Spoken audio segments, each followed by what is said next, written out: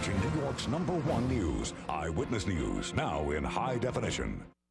I mean, the kid was always high-strung, but now, geez, he had the attention span of a ferret being force-fed frappuccinos.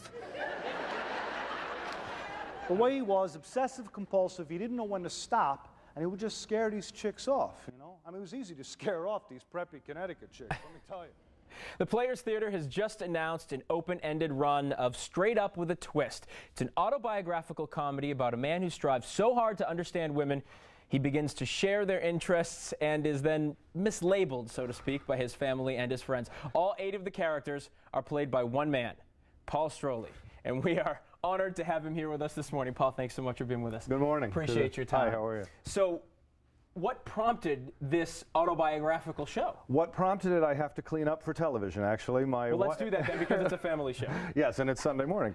It was a comment my wife made. She was having a lot of trouble finding her wedding dress, and she went to 9 places, no luck. She brought me, and then the first one that I picked, she actually wore at our wedding, and it inspired her to say, you know, Paul, I'm so lucky to have found you. You're like this gay friend I get to be with.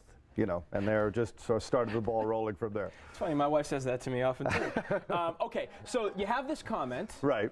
And you actually parlay this into this amazing stage production where you play 8 characters, and all 8 of these characters are people in your life. Yeah. Some of the major ones are my mom, my dad, my brother, the psychiatrist, a couple of college professors. You know, just all these people who try to understand this this straight guy who can't work power tools but can perfectly fold a fitted sheet. I'm surprised I'm not in your play. So this is, take a look. We're looking at some pictures of you on stage. Right. At this point, who are you playing? Let me see. I don't.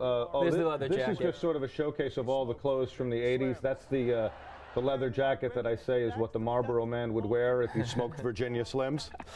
And so when you slip into different characters, you may actually, for instance, you hold a cigarette with one character. There's little indicators to show the audience who each character is. Now, was that for you to slip into the character, or for the audience to understand the character? It's more a directorial choice, because there's nothing stops about the show. There's no costume changes. There's little light shifts and music shifts, but there's no other changes. So it was just an indicator to keep it clear for the audience. Is there a clear message?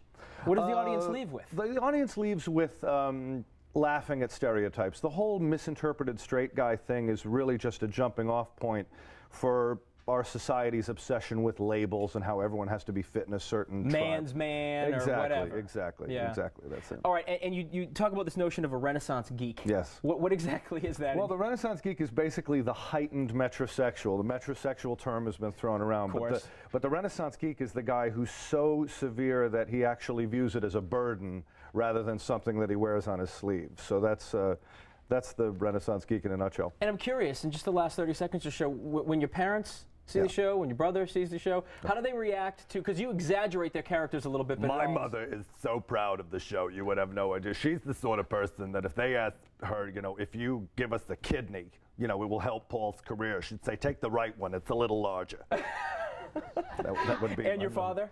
My father says, it was difficult for me to raise Paul because he is not what I expected. You see, I had hoped that both of my sons would be boys. Okay, Paul Stroili, thank you very much. Very much a boy no matter what people say. Yes, and I'm digging the tie, by the way. Thank you. Men can wear pink. We've put a link to Straight Up with a Twist on our website, 7online.com. Just click on the See It on TV link in the upper right-hand side of the page, and you will see weekend morning interviews and tips. I'm so glad someone understands me. Hey, sports, which we both like. Next with Jessica Taft. Thanks,